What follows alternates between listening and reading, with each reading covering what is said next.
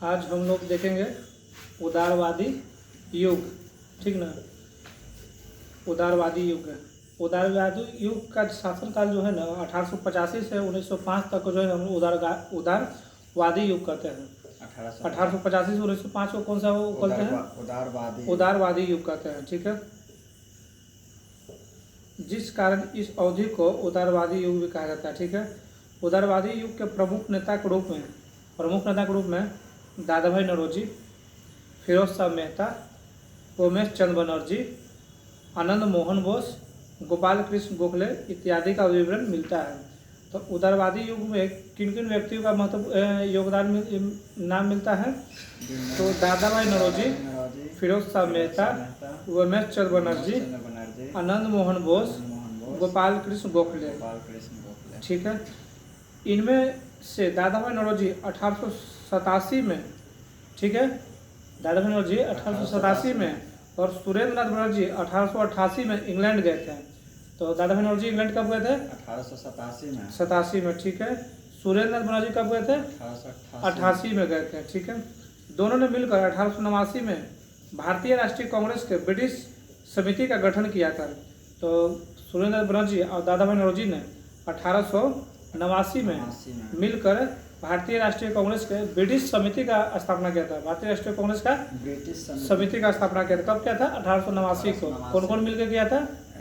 दादा भाई नौरोजी, सुरेंद्र नाथ बनर्जी। इस समिति ने 1890 में इंडिया नामक पत्रिका की संस्थापना की थी। इस समिति ने, कौन समिति ने? ब्रिटिश समिति ने 1890 में इंडिया नामक पत्रिका की संस्थापक मतलब संपादन किया था, ठीक है। 1890 में इंडिया नामक पत्रिका का संपादन किया था।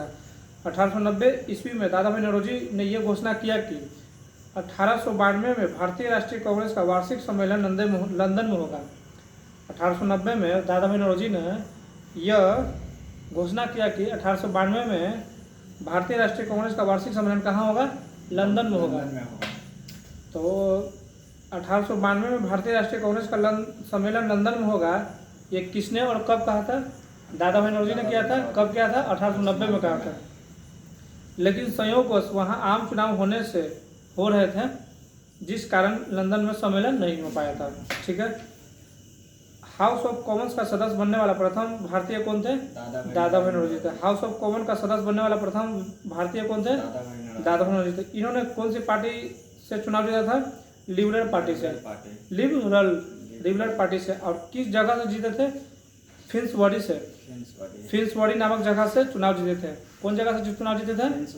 फिंसबरी जगह चुनाव जीते, ठीक है। उदारवादी की देन, ठीक ना। उदारवादी का देन क्या है? तो यह देन था कि उदारवादी ने ही पहली बार यह स्पष्ट किया कि अंग्रेजी सरकार भारतीयों को शोषण कर रहा है, ठीक ना। ये सबसे पहले कौन सा थी? उदारवादी युग ने हमें बताया कि अंग्रेज जो है ना भारतीयों का शोषण कर रहा है। उदारवादी नेता के अंतर्गत दादा भाई नौरोजी प्रथम नेता हुए जिन्होंने भारत के लिए राष्ट्रीय आय की गणना की थी। उदारवादी युग का नेता कौन? दादा भाई नौरोजी थे। इन्होंने राष्ट्रीय आय की गणना की थी। राष्ट्रीय आय की गणना कौन किए थे? राष्ट्रीय आय की गणना कौन किए थे? दादा भाई नौरोजी किए थे। कब किए थे? 1867 से 68 तक, मतलब 1867 से 68 है। कब किए थे राष्ट्रीय आय की गणना? 68 है। जिसमें भारतीय की प्रति व्यक्ति आय कितने रुपए बताए थे? 20 रुपया। जिसमें भारतीय की प्रति व्यक्ति आय कितने रुपए बताए थे? 20 रुपया बताए थे। पॉइंट नंबर 2, उदारवादियों के प्रभाव में आकर ही अंग्रेजी सरकार ने 1892 का भारत परिषद अधिनियम लाया था।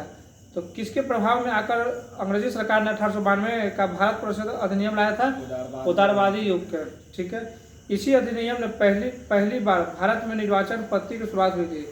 तो 1892 में भारत परिषद अधिनियम पारित हुआ था। तो इसी अधिनियम में पहली बार जो भारत में निर्वाचन पद्धति की शुरुआत हुई थी। तो भारत में निर्वाचन पद्धति की शुरुआत किस अधिनियम से हुआ था? भारत परिषद 1892। भारत परिषद अधिनियम 1892। भारत में चुनाव पद्धति की शुरुआत कब हुई थी? 1892। भारत परिषद अधिनियम है, ठीक है। तीसरा पॉइंट है, दादा भाई नौरोजी ने poverty and British rule of India नामक पत्रिका की रचना की थी। तो poverty and British rule of India के नामक पुस्तक की रचना कौन किया था? दादा भाई नौरोजी ने किया था। धन निष्कासन के सिद्धांत कौन दिया था? दादा भाई नौरोजी ने दिया था। ठीक है। वर्तमान में देश में राष्ट्रीय आय की गणना केंद्रीय सांख्यिकी संगठन के द्वारा कर रहा था। वर्तमान में देश की राष्ट्रीय आय की गणना कौन कर रहा था? केंद्रीय सांख्यिकी संगठन के द्वारा। ये हो गया उदारवादी युग। अब हम लोग पढ़ेंगे उग्रवादी युग। उग्रवादी युग, इसका शासन रहा था भारतीय इतिहास में 1905 से 1919 के काल को हम लोग बोलते हैं उग्रवादी युग। 1905 से 1919 के काल को हम लोग कौन सा काल बोलते हैं? उग्रवादी युग बोलते हैं। इसके प्रमुख नेता थे लाल बाल पाल और एक अरविंद घोष थे। लाल बाल पाल और अरविंद घोष। मतलब बाल मतलब हो जाएगा बाल गंगाधर तिलक, लाल मतलब हो जाएगा लाला लाजपत राय, पाल मतलब होता है बिपिन चंद्र पाल और अरविंद घोष। ठीक है। इनमें से बाल गंगाधर तिलक ने भारतीय स्वतंत्रता आंदोलन के प्रति आम नागरिकों को जागरूक करने हेतु 1893 में गणपति महोत्सव और 1896 में शिवाजी महोत्सव का आयोजन किया था। तो बाल गंगाधर तिलक ने गणपति महोत्सव का आयोजन कब किया था? 1893 में। बाल गंगाधर तिलक ने गणपति महोत्सव का आयोजन कब किया था? 1893 में किया था। और शिवाजी महोत्सव का आयोजन कब किया था? 1896 में। शिवाजी महोत्सव का आयोजन 96 में किया। कौन किया था? बाल गंगाधर तिलक ने। इन्होंने मराठी भाषा में केसरी पत्रिका, ठीक ना, मराठी भाषा में केसरी पत्रिका, मतलब केसरी पत्रिका कौन, मतलब यदि केसरी पत्रिका का संपादन कौन किए थे? बाल गंगाधर तिलक ने। किस भाषा में किए थे? मराठी भाषा में। केसरी किस भाषा का था? मराठी। केसरी किस भाषा का था? मराठी। कौन किए थे? बाल गंगाधर। ठीक है, बाल गंगाधर तिलक। ठीक है, बाल गंगाधर तिलक है। और अंग्रेजी भाषा में मराठा पत्रिका का संस्थापक किए थे। ठीक ना। तो देखो इसमें कन्फ्यूजन करेगा। देखो केसरी पत्रिका जो है ना मराठी भाषा में किए थे। ठीक है। और अंग्रेजी भाषा में जो है ना मराठा पत्रिका के संस्थापक किए थे, संपादन किए थे। ठीक है। अंग्रेजी भाषा में क्या किए थे? मराठा पत्रिका। ठीक ना। अंग्रेजी भाषा में मराठा पत्रिका। ठीक है। बाल गंगाधर तिलक ने उग्रवाद को बढ़ावा दिया था। बाल गंगाधर तिलक ने उग्रवाद को बढ़ावा दिया था।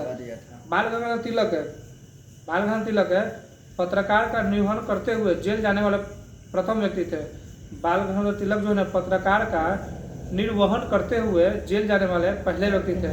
तो पत्रकार का निर्वहन करते हुए जेल जाने वाले पहले व्यक्ति कौन थे? बाल गंगाधर तिलक। ठीक है। एक प्रमुख उग्रवादी नेता के रूप में अरविंद घोष का विवरण मिलता है। इन्होंने कहा था, अरविंद घोष ने कहा था, ठीक है, राजनीतिक स्वतंत्रता किसी भी राष्ट्र की प्राणवायु होती है। राजनीतिक स्वतंत्रता किसी भी राष्ट्र की प्राणवायु होती है। किसने कहा था? अरविंद घोष ने कहा था। राजनीतिक स्वतंत्रता किसी भी राष्ट्र की प्राणवायु होती है। किसने कहा था? अरविंद घोष ने कहा था। न्यू लैंड फॉर ओल्ड नामक पत्रिका की रचना कौन किया थे? अरविंद घोष ने। न्यू लैंड फॉर ओल्ड नामक पत्रिका की रचना कौन किए थे? अरविंद घोष ने किए थे। न्यू लैंड फॉर ओल्ड नामक पत्रिका की खोज करके अरविंद घोष ने किए थे। ठीक है। और इसके माध्यम से उग्रवादी की क्रमबद्ध व्याख्या प्रस्तुत की थी। उग्रवादी के प्रभाव में आकर ही कांग्रेस ने बंगाल विभाजन के खिलाफ स्वदेशी या बंगभर आंदोलन चलाया था। उग्रवादी के प्रभाव में आकर ही कांग्रेस ने बंगाल विभाजन के खिलाफ स्वदेशी और बंगभंग आंदोलन चलाया था। ठीक है। अब हम लोग देखेंगे बंगाल विभाजन है। अब हम लोग क्या देखेंगे? बंगाल विभाजन देखेंगे। 1905 के दौरान में भारत की आज़ादी हेतु आंदोलन चलाई गई थी। 1905 के दौरान भारत की आज़ादी के लिए जो आंदोलन चलाई गई थी, उस आंदोलन का सबसे प्रमुख केंद्र बंगाल था। 1905 के दौरान भारत की आज़ादी हेतु जो आंदोलन चलाई गई थी, उस आंदोलन का प्रमुख केंद्र कहाँ था? बंगाल था। साथ ही साथ यह एक बड़ा प्रांत भी हुआ करता था। उस समय 1905 में सबसे बड़ा प्रांत कौन था? बंगाल था। जिस कारण यहाँ शासन प्रशासन सही ढंग से चला पाना मुश्किल हो रहा था। जिस कारण यहाँ पर शासन प्रशासन चलाना ठीक नहीं चला था। ठीक है। बड़ा प्रांत होने के कारण शासन जो है ना ढंग से नहीं चला पा रहा था। ठीक है, अंग्रेजी सरकार ने घोषणा किया कि बंगाल का विभाजन है प्रशासनिक आधार पर किया जाएगा। अंग्रेजी सरकार ने बंगाल विभाजन का किस आधार पर? प्रशासनिक आधार पर। लेकिन बंगाल विभाजन सांप्रदायिक आधार पर कर दिया था। ठीक है, लेकिन किस आधार पर कर दिया था? सांप्रदायिक आधार पर कर दिया था। बंगाल विभाजन की घोषणा 20 जुलाई 1905 को लॉर्ड कर्जन के द्वारा की गई थी।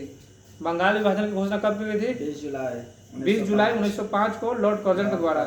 बंगाल विभाजन की घोषणा कब की गई थी? 20 जुलाई 1905 लॉर्ड कर्जन के द्वारा। बंगाल विभाजन की घोषणा कब की गई थी? 20 जुलाई 1905 लॉर्ड कर्जन के द्वारा। ठीक है, इस घोषणा के पश्चात भारत के तत्कालीन राष्ट्रवादी नेताओं का सम्मेलन कलकत्ता के टाउन हॉल में 7 अगस्त 1905 को था। इस घोषणा के पश्चात जो है ना भारत के तत्कालीन राष्ट्रवादी जो नेता उसमें थे ना, वो तुरंत जो है ना कलकत्ता के टाउन हॉल में 7 अगस्त 1905 को हुआ। मतलब ठीक है ना, मतलब ये लोग चर्चा करिए कि हाँ कैसे अब क्या किया जाए क्या नहीं किया जाए। तो कहाँ पर चर्चा किए थे? कलकत्ता के टाउन हॉल में। कब किए थे? 7 अगस्त 1905। और घोषणा कब हुआ था? 20 जुलाई 1905 को। ठीक है, इसके खिलाफ स्वदेशी या बंगभंग आंदोलन चलाने की घोषणा की गई थी। मतलब इसमें निर्णय हुआ कि स्वदेशी और बंगभंग आंदोलन चलाया जाए। ठीक है ना, स्वदेशी और बंगभंग आंदोलन चलाने का मुख्य उद्देश्य क्या था? बंगाल विभाजन के विरोध में। स्वदेशी या बंगभंग आंदोलन चलाने का कारण क्या था? बंगाल विभाजन के विरोध में। ठीक है, यह आंदोलन 7 अगस्त 1905 से ही प्रारंभ हो गया था। यह आंदोलन कब प्रारंभ हो गया था? 7 अगस्त 1905 से ही प्रारंभ हो गया था। इस आंदोलन का प्रसार बंगाल के अलावा अन्य क्षेत्र में भी था। यह आंदोलन बंगाल के अलावा और भी क्षेत्र में था, जैसे दिल्ली, पंजाब, मद्रास, जैसे दिल्ली, पंजाब, महाराष्ट्र क्षेत्रों में देखने को मिला था। बंगाल के क्षेत्र में आंदोलन का नेतृत्व कौन कर रहे थे? बिपिन चंद्र पाल कर रहे थे। तो इस मतलब स्वदेशी और बंगभंग आंदोलन का नेतृत्व बंगाल से कौन कर रहे थे? बिपिन चंद्र पाल। स्वदेशी और बंगभंग आंदोलन का बंगाल के से नेतृत्व कौन कर रहे थे? बिपिन चंद्र पाल कर रहे थे। मद्रास से कौन कर रहे थे? चिदम्बरम पिल्ले। मद्रास से कौन कर रहे थे? मद्रास से कौन कर रहे थे? मद्रास से कौन कर रहे थे? चिदम्बरम पिल्ले। दिल्ली के क्षेत्र से सैयद हैदर रजा। दिल्ली के क्षेत्र से हैदर रजा। दिल्ली के क्षेत्र से सैयद हैदर रजा। दिल्ली के क्षेत्र से सैयद हैदर रजा। पंजाब के क्षेत्र से लाला लाजपत राय। पंजाब के क्षेत्र से लाला लाजपत राय। पंजाब के क्षेत्र से लाला लाजपत राय। महाराष्ट्र एवं पुणे के क्षेत्र से बाल गंगाधर तिलक है। महाराष्ट्र एवं पुणे के क्षेत्र से बाल गंगाधर तिलक। महाराष्ट्र एवं पुणे के क्षेत्र से बाल गंगाधर तिलक। इसी आंदोलन के दौरान पहली बार बहिष्कार शब्द का प्रयोग कृष्ण कुमार मित्र के द्वारा संजीवनी नामक पत्रिका में की गई थी। तो यही स्वदेशी या बंग आंदोलन में ही पहली बार बहिष्कार शब्द का प्रयोग किया था। तो बहिष्कार शब्द का प्रयोग पहली बार किस आंदोलन में किया गया था? स्वदेशी और बंग भंग आंदोलन में। ठीक है, किसके द्वारा किया गया था? कृष्ण कुमार मित्र के द्वारा। किसके द्वारा? कृष्ण कुमार मित्र के द्वारा। ठीक है, किस नामक पत्रिका में? संजीवनी नामक पत्रिका में किया था। बहिष्कार शब्द का प्रयोग किस पत्रिका में की गई थी? संजीवनी नामक पत्रिका में। ठीक है, बंगाल का विभाजन 2 वर्गों में किया गया था। बंगाल का विभाजन 2 वर्गों में किया गया था, पूर्वी बंगाल, पश्चिमी बंगाल। पूर्वी बंगाल में हम लोग देखते हैं, पूर्वी बंगाल जो है ना मुस्लिम बहुल इलाका था। पूर्वी इलाका जो है ना मुस्लिम बहुल इलाका था, जिसकी आबादी जो है ना 3.1 करोड़ थी। जिसकी आबादी कितनी थी? 3.1 करोड़ थी। जिसकी राजधानी ढाका पड़ती थी। जिसकी राजधानी ढाका पड़ता। पूर्वी बंगाल की राजधानी कहाँ पड़ी थी? ढाका में पड़ी थी। ठीक है, पश्चिमी बंगाल यह हिंदू बहुल इलाका था। पश्चिमी बंगाल क्या था? हिंदू बहुल इलाका था। ठीक है, इसकी आबादी थी 5.4 करोड़ थी। 5.4 करोड़ थी। इसकी राजधानी कहाँ थी? कोलकाता थी। इसकी राजधानी कोलकाता थी। बंगाल विभाजन 16 अक्टूबर 1905 को लागू हो गया था। घोषणा हुआ था 20 जुलाई को। इसके विरोध में आंदोलन हुआ था 7 अगस्त से, और लागू कब हो गया था? 16 अक्टूबर 1905 को। बंगाल विभाजन 16 अक्टूबर 1905 को लागू हो गया था। इस तिथि को बंगाल वासियों ने शोक दिवस के रूप में मनाया था। इस तिथि को बंगाल वासियों ने किस दिवस के रूप में मनाया था? इस तिथि को बंगाल वासियों ने किस दिवस के रूप में मनाया था?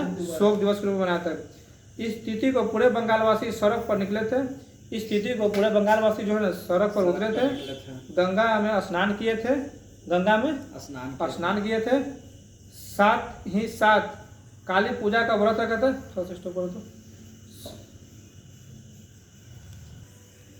हो गया ठीक। तो इसमें पूरे बंगाल वासी सड़क पर निकले थे, गंगा में स्नान किए थे। हाँ, साथ ही साथ काली पूजा का व्रत रखा था, काली पूजा का व्रत रखा था। और पूर्वी बंगाल और पश्चिम बंगाल के लोगों ने एक दूसरे पर हाथ पर राखी बांधकर एकता का परिचय दिया था। पूर्वी बंगाल और पश्चिम बंगाल ने एक दूसरे पर राखी बांधकर एकता का परिचय दिए थे। इस स्थिति को बंगाल की सड़कों पर निम्न नारे लगे थे। तो बंगाल विभाजन के विरोध में कौन से नारे लगे थे? 3 नारे लगे थे। हमें विभाजन नहीं चाहिए, हमें विभाजन नहीं चाहिए, ठीक है। नंबर 2 बंगाल एक है, दो नंबर में बंगाल एक है। 3 नंबर में वंदे मातरम, 3 नंबर में वंदे मातरम। मतलब कौन कौन गया? हमें विभाजन नहीं चाहिए, दूसरा बंगाल एक है, तीसरा वंदे मातरम, ठीक है। अब हम लोग देखेंगे टॉपिक दिल्ली दरबार। दिल्ली दरबार, ठीक है। इंग्लैंड के सम्राट जॉर्ज पंचम और महारानी मैरी का 1911 में भारत आगमन हुआ था। इंग्लैंड के सम्राट कौन थे उस समय? जॉर्ज पंचम और मैरी, महारानी मैरी। भारत आगमन कब हुआ था? 1911 में, ठीक है। भारत आगमन के पश्चात उनका पूरे भारतवर्ष में विरोध किया गया था। भारत आगमन के में ही पूरे भारतवर्ष में इनका विरोध किया गया था, ठीक है। जिसका कारण बंगाल विभाजन था, जिसका कारण क्या था? बंगाल विभाजन था। 12 दिसंबर 1911 को तत्कालीन भारतीय वायसराय लॉर्ड हार्डिंग द्वितीय ने जॉर्ज पंचम और महारानी मैरी के स्वागत में दिल्ली दरबार का आयोजन किया था। तो दिल्ली दरबार का आयोजन कब किया गया था? 12 दिसंबर 1911 को। दिल्ली दरबार का आयोजन कब किया था? 12 दिसंबर 1911 को किया गया था। किसके द्वारा किया गया था? लॉर्ड हार्डिंग द्वितीय के द्वारा। किनके लिए किया गया था? जॉर्ज पंचम और महारानी मैरी के लिए। इसी दिल्ली दरबार में बंगाल विभाजन रद्द किया गया था। दिल्ली दरबार में बंगाल विभाजन रद्द किया गया था, ठीक है। तथा बंगाल को पुनर्गठन कर पुनः बंगाल का विभाजन किया गया। मतलब बंगाल को पुनर्गठन कर फिर बंगाल का विभाजन किया गया था। बंगाल में एक नए प्रांत बिहार का गठन किया था। बंगाल से एक नए प्रांत कौन बना? बिहार। बंगाल से एक नए प्रांत कौन बना? बिहार बना था। औपचारिक रूप से बिहार का गठन 22 मार्च 1912 को हुआ था। औपचारिक रूप से बिहार का गठन कब हुआ था? 22 मार्च 1912 को। 1912 को हुआ था। औपचारिक रूप से बिहार का गठन कब हुआ था? 22 मार्च 1912 को हुआ था। इसी कारण 22 मार्च को बिहार दिवस के रूप में मनाते हैं। इसी कारण है कि हम लोग 22 मार्च को बिहार दिवस मनाते हैं, ठीक है। लेकिन विधिवत रूप से बिहार का गठन 1 अप्रैल 1912 को हुआ था। विधिवत रूप से बिहार का गठन कब हुआ था? अप्रैल 1912। विधिवत रूप से बिहार का गठन कब हुआ था? 1 अप्रैल 1912 को हुआ था, ठीक है। आधुनिक बिहार का जनक किसे कहते हैं? डॉक्टर सच्चिदानंद सिन्हा को। आधुनिक बिहार का जनक डॉक्टर सच्चिदानंद सिन्हा को कहता है। आधुनिक बिहार का जनक सच्चिदानंद सिन्हा। आधुनिक बिहार का जनक सच्चिदानंद सिन्हा, ठीक है। दिल्ली दरबार 1911 में घोषणा की गई कि भारत की राजधानी कलकत्ता के बजाय दिल्ली को बनाया जाएगा।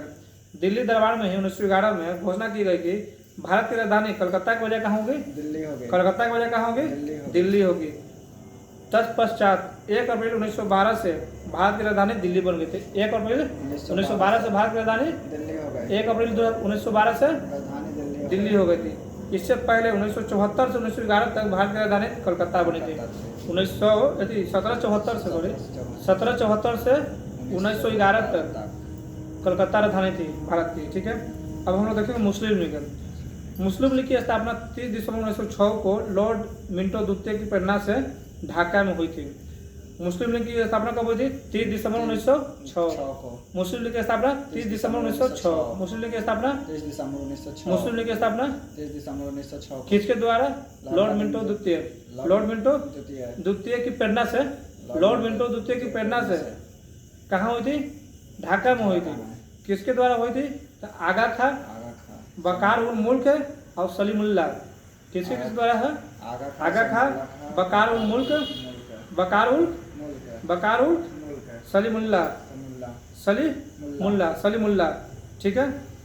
तो मुस्लिम लीग की स्थापना 30 दिसंबर 1906 को लॉर्ड मिंटो द्वितीय के प्रेरणा से ढाका में हुआ था। आगा खां, बराक उल मुल्क, सलीमुल्लाह के द्वारा, ठीक है। बाद के दिनों में मिंटो द्वितीय से प्रेरित होकर ही मुसलमानों ने पृथक निर्वाचन की मांग किया था। बाद के दिनों में मिंटो द्वितीय से प्रेरित होकर मुसलमानों ने पृथक निर्वाचन की मांग की थी, ठीक है, जिसे अंग्रेजी सरकार भारत शासन अधिनियम 1909 के तहत प्रदान किया गया था। मुसलमानों को पृथक निर्वाचन की मांग को स्वीकृति किस अधिनियम में मिला था? 1909 के अधिनियम में, ठीक है। लॉर्ड मिंटो द्वितीय को भारत में सांप्रदायिक निर्वाचन का जनक कहता है। तो भारत में सांप्रदायिक निर्वाचन का जनक किसे कहता है? लॉर्ड मिंटो द्वितीय। भारत में सांप्रदायिक निर्वाचन का जनक किसे कहता है? मिंटो द्वितीय को। ठीक है। होम रूल लीग आंदोलन 1906 देखेंगे। होम रूल लीग आंदोलन 1916 वाला देखेंगे, ठीक है। 16। सर्वप्रथम होम लीग आंदोलन आयरलैंड में चला था। सर्वप्रथम होम रूल लीग कहाँ चला था? आयरलैंड में चला। इसी से प्रेरित होकर 1906 AD में भारत में होम रूल लीग आंदोलन चलाया गया था। इससे प्रेरित होकर 1916 में भारत में होम रूल लीग आंदोलन चलाया था। भारत में होम रूल लीग चलाने का श्रेय बाल गंगाधर तिलक और एनी बेसेंट दोनों को था। भारत में होम रूल लीग चलाने का श्रेय किसे किसे है? बाल गंगाधर तिलक और एनी बेसेंट। किसे किसे है? बाल गंगाधर तिलक और एनी बेसेंट का, ठीक है। तिलक ने होम रूल लीग आंदोलन का स्थापना महाराष्ट्र के क्षेत्र में अप्रैल 1916 में किया था। तो तिलक ने होम रूल लीग सोसाइटी की स्थापना 1916 होम रूल लीग आंदोलन है। होम रूल लीग आंदोलन की स्थापना कहाँ की थी? महाराष्ट्र में। कब की थी? 1916 में। अप्रैल 1916 में। कब की थी? अप्रैल 1916। कहाँ की थी? महाराष्ट्र में। तिलक ने होम रूल लीग आंदोलन की स्थापना कहाँ की थी? महाराष्ट्र में। कब की थी? कब की थी? 1916 महीना अप्रैल। इन्होंने होम रूल लीग आंदोलन का प्रथम अध्यक्ष जोसेफ बैप्टिस्टा बनाया था। होम रूल लीग आंदोलन का प्रथम अध्यक्ष किसे बनाया था? Joseph Baptista. Joseph Baptista. और सचिव बनाया था एनसी केलकर को। और प्रथम सचिव किसे बनाया था? एनसी केलकर को। प्रथम सचिव किसे बनाया था? एनसी केलकर को प्रथम सचिव एनसी केलकर को बनाया था। बाल Gangadhar Tilak home rule league आंदोलन को लोकप्रिय बनाने हेतु भारत का भ्रमण किया था। बाल Gangadhar Tilak home rule league आंदोलन को लोकप्रिय बनाने हेतु भारत का भ्रमण किया था। और वे भारत भ्रमण के दौरान कहा करते थे कि स्वराज हमारा जन्मसिद्ध अधिकार है, हम इसे लेकर रहेंगे, ठीक है। स्वराज हमारा जन्मसिद्ध अधिकार है, हम इसे लेकर रहेंगे। किस आंदोलन में कहे थे? होम रूल लीग आंदोलन में, ठीक है। बाल गंगाधर तिलक ने अपनी पत्रिका केसरी और मराठा के माध्यम से आंदोलन को लोकप्रिय बनाते हैं। तो होम रूल लीग आंदोलन को लोकप्रिय किस पत्रिका से माध्यम से बनाते हैं? केसरी और मराठा के। तो केसरी किस भाषा में लिखा गया था? मराठी भाषा में। और मराठा किस भाषा में? अंग्रेजी भाषा में, ठीक है। सितंबर 1916 AD में मद्रास के क्षेत्र में होम रूल लीग आंदोलन की स्थापना आयरिश महिला एनी बेसेंट को द्वारा जाता है। तो सितंबर 1916 में होम रूल लीग आंदोलन की स्थापना कौन किए थे? आयरिश महिला एनी बेसेंट ने होम रूल लीग स्थापना कब किए थे? 1916। कब? महीना? सितंबर, ठीक है। एनी बेसेंट ने होम रूल लीग आंदोलन का सचिव जॉर्ज अरुंडेल को बनाया था। ये अध्यक्ष किसको बनाया था? सचिव किसे बनाया था? जॉर्ज अरुंडेल को। सचिव किसे बनाया था? सचिव किसे बनाया था? जॉर्ज अरुंडेल को बनाया था। Shrimati Annie Besant common bill और न्यू इंडिया नामक पत्रिका के माध्यम से होम रूल लीग आंदोलन का प्रचार प्रसार की थी। तो होम रूल लीग को प्रचार प्रसार करने के लिए किस पत्रिका से किया था? Common bill new India. New India, ठीक है। श्रीमती एनी बेसेंट ने ही इस आंदोलन को राष्ट्रीय स्तर पर पहचान दिलाई थी। होम रूल लीग को राष्ट्रीय स्तर पर पहचान कौन दिलाई थी?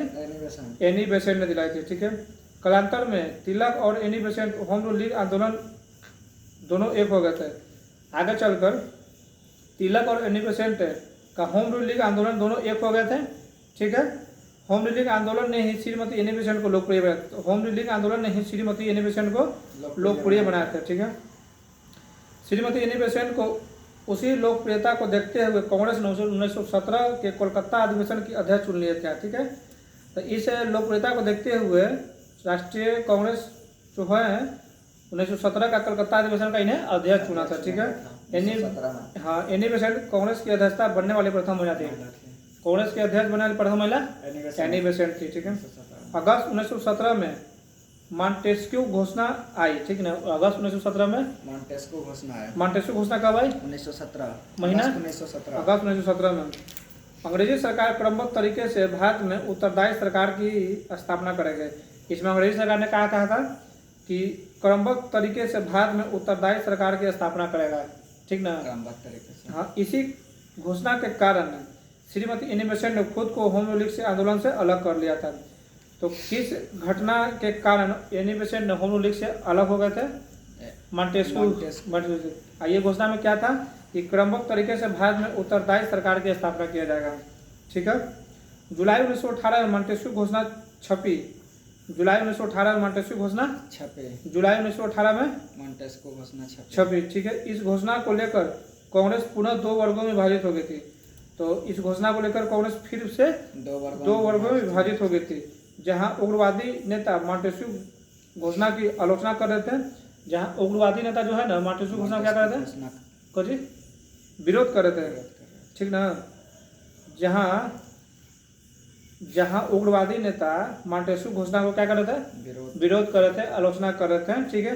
तो वही दूसरी ओर उदारवादी नेता मॉन्टेस्क्यू घोषणा का समर्थन कर रहे थे।